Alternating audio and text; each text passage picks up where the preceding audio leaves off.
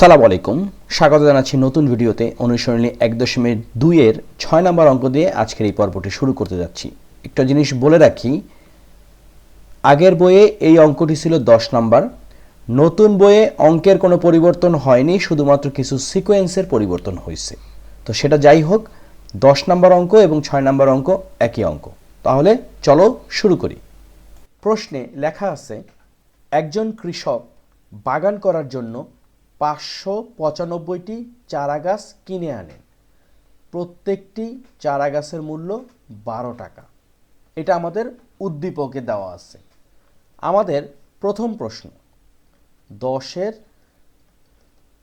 ক লেখা আছে, চারা গাছগুলো কিনতে তার কত টাকা খরচ হয়েছে। এটা একটা সহজ জিনিস। একজন কৃষক বাগান করার জন্য 595টি গাছ কিনলো। প্রত্যেকটি চারা গাছের মূল্য 12 টাকা।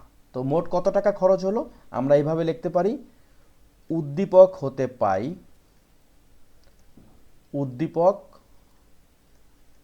হতে পাই, যেহেতু এটা উদ্দীপকে দেওয়া আছে, একটি চারা গাছের মূল্য কত টাকা? 12 টাকা। সুতরাং 595টি চারা গাছের মূল্য স্বাভাবিক গুণ 12 গুণ 595 টাকা। এখানে আমরা অবশ্যই ক্যালকুলেটরের সহায়তা নিতে পারবো। 12 গুণ 595 কত আসতেছে? 7140। আমরা লিখে ফেলি 7140 টাকা। তো প্রথম উত্তরটা আমাদের কমপ্লিট। দ্বিতীয় প্রশ্ন, বাগানে প্রত্যেক সারিতে সমান সংখ্যক গাছ লাগানোর পর কয়টি চারা গাছ অবশিষ্ট থাকবে? ধরে নিলাম বাগানটা এরকম। ওকে, এই হচ্ছে আমাদের বাগান। এখন বলছে প্রতি সারিতে সমান সংখ্যক গাছ লাগানো হয়েছে, অর্থাৎ এইভাবে এইভাবে এইভাবে সমান সংখ্যক গাছ লাগানো হয়েছে। কিন্তু লাগানোর পর কয়টা গাছ লাগানো হয়েছে? 595টা। আসলে কি 595টা? না, এখানে সমান সংখ্যক লাগানোর পর কিছু গাছ অবশিষ্ট আছে। প্রশ্ন হচ্ছে কয়টি গাছ অবশিষ্ট আছে। এটা হচ্ছে আমাদের 10-এর খ। এই ধরনের জিনিস যদি আমরা বের করতে চাই তাহলে আমরা বর্গমূল করতে হবে, এবং বর্গমূলটা কিসের মাধ্যমে করব? ভাগের সাহায্যে। তো সরাসরি আমরা ভাগের সাহায্যে বর্গমূলটা করে ফেলি। 595 নিয়ম কি? ডান দিকে একটা দাগ দেব, জোড়া জোড়া বানাবো। যেহেতু তিনটা সংখ্যা, সুতরাং 9 আর 5 হচ্ছে একটা জোড়া, আর 5 একাই একটা জোড়া। এখন আমরা সবাই ইতিমধ্যে জেনে গেছি কিভাবে ভাগের সাহায্যে বর্গমূল করা যায়। প্রথম কথা হচ্ছে, যে জোড়াটা আছে বা যে একটা সংখ্যাই আছে, এটা সবচেয়ে নিকটস্থ পূর্ণবর্গ সংখ্যা কোনটি? পূর্ণবর্গ সংখ্যা কি? যে সংখ্যাকে আমরা বর্গমূল করলে কোনো অখণ্ড সংখ্যা পাওয়া যায় বা স্বাভাবিক সংখ্যা পাওয়া যায়। তো 5-এর সবচেয়ে নিকটস্থ পূর্ণবর্গ সংখ্যা হচ্ছে 4। এই 4কে যদি আমরা বর্গমূল করি আমরা পাবো হচ্ছে 2, অর্থাৎ এখানে 2 2 দোকানে 4। এরপর আমরা স্বাভাবিক নিয়মে বিয়োগ করব। 5-এর থেকে 4 বাদ দিলে 1। 9 আর 5 এই জোড়াটা আমরা নামিয়ে ফেলবো, রাইট? ওকে, এখন নিয়ম কি? এই 2কে ডাবল করে দেব, অর্থাৎ 2 দোকানে 4। এখানে একটা সংখ্যা বসাবো, ওই সংখ্যা দ্বারা গুণ করলে সংখ্যাটা 195 সমান হবে অথবা কাছে হবে। দেখো, এই সংখ্যার জায়গাতে আমরা 4 আর এই জায়গাতে যদি আমরা 3 বসাই, কত আসতেছে? 3 3 আর 9, 3 4 12। কিন্তু আমরা দেখতে পাচ্ছি এটা মনে হয় অনেকটা বেশি পার্থক্য হয়ে যাচ্ছে। আমরা যদি 4 বসাই তাহলে কি দাঁড়াচ্ছে? 4 4 আর 16 6, 4 4 আর 16 আর 1 17। তার মানে কি এটা একটু নিকটবর্তী মনে হচ্ছে, কারণ যদি 5 বসাই তাহলে 195 থেকে বেশি হয়ে যাবে। তাহলে আমরা কত বসাবো? 4। কত পাইলাম? 176। তাহলে ভাগফল এখানে 4 বসালাম, বিয়োগ যদি করি 15 থেকে 6 বাদ দিলে 9, হাতে 1 হয়ে গেল 8। 9 থেকে 8 বাদ দিলে 1। দেখো এখানে কিন্তু একটা ভাগশেষ আছে। এই ভাগশেষটা আমাদের কাজে লাগবে, কারণ আমাদেরকে বলছে বাগানের প্রত্যেক সারিতে সমান সংখ্যক গাছ লাগানোর পর কয়টি গাছ অবশিষ্ট থাকবে। এখান থেকে আমরা লিখতে পারি যে সুতরাং প্রত্যেক সারিতে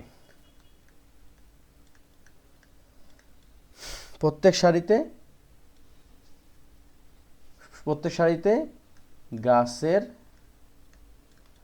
সংখ্যা কত সেটা দেখো, প্রত্যেক সারিতে গাছের সংখ্যা হচ্ছে 24 এবং অবশিষ্ট থাকছে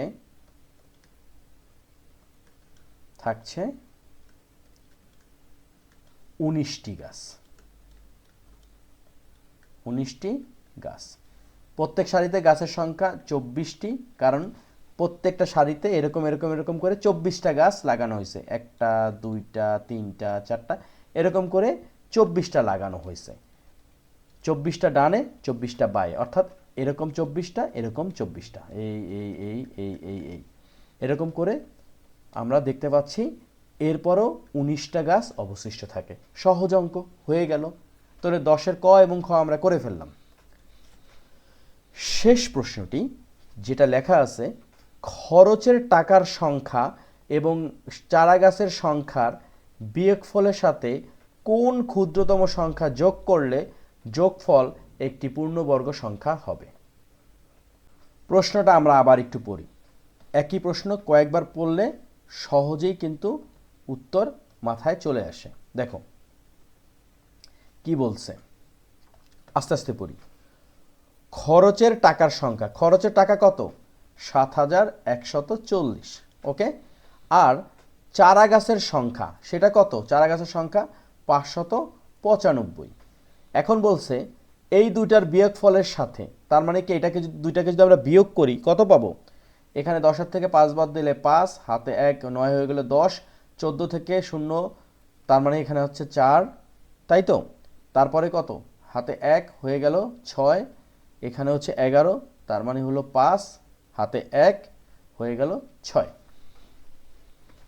তো এখানে বলছে খরচের টাকার সংখ্যা 7140, চারা গাছের সংখ্যার বিয়োগফল, তার মানে কি চারা গাছ হচ্ছে 595, এটার বিয়োগফল কত? 6545। এইটার সাথে কোন ক্ষুদ্রতম সংখ্যা যোগ করলে যোগফল একটি পূর্ণবর্গ সংখ্যা হবে। তো এখন কথাটা হচ্ছে যে কোন পূর্ণবর্গ সংখ্যা আমাদেরকে যোগ করতে হবে। এই কাজটা করতে গেলে আমাদের দুইটা কাজ করা যেতে পারে। এক নম্বর হচ্ছে এখন ভিডিওটা মনোযোগ সহকারে দেখব, অথবা 1.1-এ এরকম একটা অঙ্ক ছিল, সেই অঙ্কটা দেখে এই অঙ্কটা নিজেরা করতে হবে। তো চলো আমরা ধাপে ধাপে কাজটা করি। এখন যেটা করব সেটা হচ্ছে 10-এর গ। তো প্রথম কথা হচ্ছে যে খরচের টাকা সমান হচ্ছে 7140। এরপর গাছের সংখ্যা, গাছের বা চারা গাছের সংখ্যা, চারা গাছের সংখ্যা কত? 595। বিয়োগ করে কত পাইছি? 6545। 6545। ওকে। এখন এইটাকে যে কাজটা করতে বলছে, যে যে বিয়োগফলটা, এটা হলো আমাদের বিয়োগফল। এখানে লিখি বিয়োগফল, বিয়োগফল সমান 6545। এর সাথে কোন ক্ষুদ্রতম সংখ্যা যোগ করলে যোগফল একটি পূর্ণবর্গ সংখ্যা হবে। প্রথমে হচ্ছে কি আমরা এটা একটা ভাগ প্রক্রিয়ার মাধ্যমে দেখি যে এটার বর্গমূলটা কেমন। 6545। নিয়ম কি? ডান দিকে ডাক দিলাম, জোড়া বানাইলাম। 65-র সবচেয়ে নিকটস্থ পূর্ণবর্গ সংখ্যা হচ্ছে 64, তাই না? এই 64কে যদি বর্গমূল করি পাবো হচ্ছে 8। লিখলাম 8, 8 64। 5-এর থেকে 1 বাদ দিলে 4 বাদ দিলে 1, তাই তো? আর তো নাই। এরপর এই জোড়াটা আমরা নামাই, কত হয়ে গেল? 45।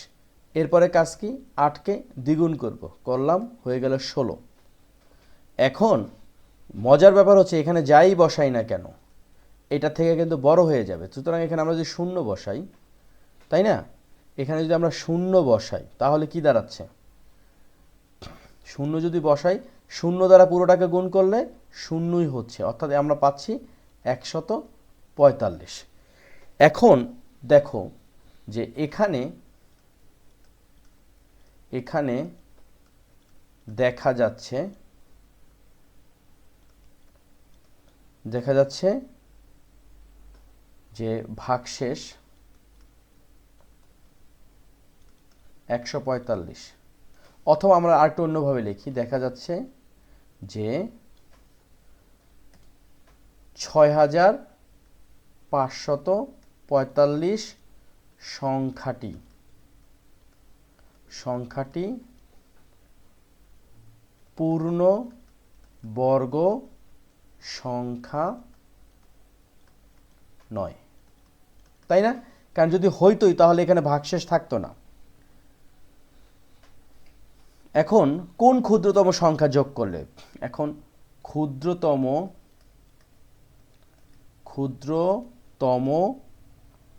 সংখ্যাটির সাথে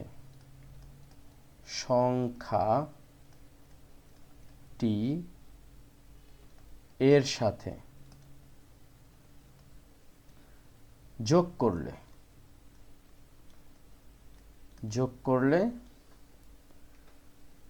কি হবে, সংখ্যাটি পূর্ণবর্গ হবে, কিন্তু কোন সংখ্যা? এখন দেখো, তখন এর বর্গমূল হবে এই যে 80 পাইছি আমরা ভাগফল, 80 যোগ 1 সমান 81, তাই না? দেখো এর মানেটা কি, এই 6545কে আমরা যখন বর্গমূল করছি আমরা পাইছি হচ্ছে 80, কিন্তু ভাগশেষ পাইছি 145, যে কারণে 6545 সংখ্যাটি পূর্ণবর্গ সংখ্যা নয়। কিন্তু পূর্ণবর্গ সংখ্যা যদি হইতো তাহলে কি হইতো, এই 80-র পরবর্তী সংখ্যা হচ্ছে 81, তখন এর পূর্ণ বর্গমূল কত হইতো, 81। সুতরাং নির্ণয়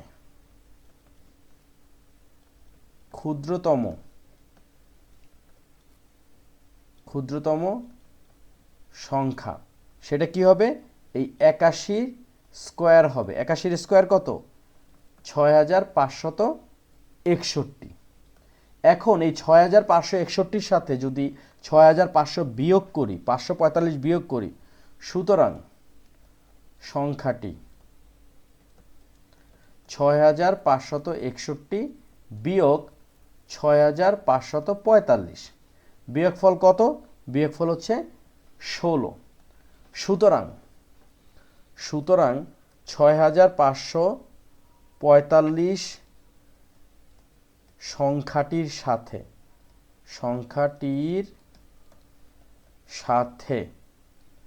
16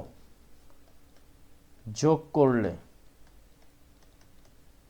কি হবে, সংখ্যাটি পূর্ণবর্গ সংখ্যা হবে,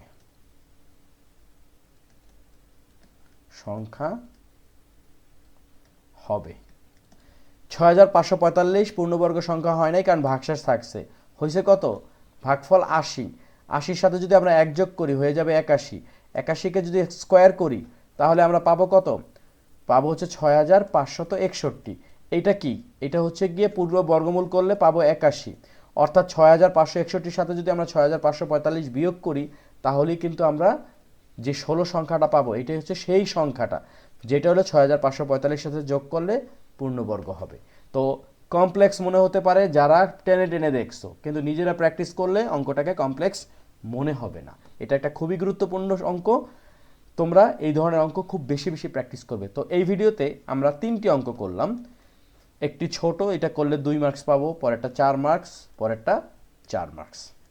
তো এই ছিল আজকের ভিডিও, তোমরা সবাই ভালো থাকো, সুস্থ থাকো, ভিডিওটি কাজে লাগবে আশা করি। তোমরা কিন্তু সাবস্ক্রাইব করতে ভুলবে না এবং কোনো সমস্যা থাকলে অবশ্যই কমেন্ট সেকশনে জানাবে।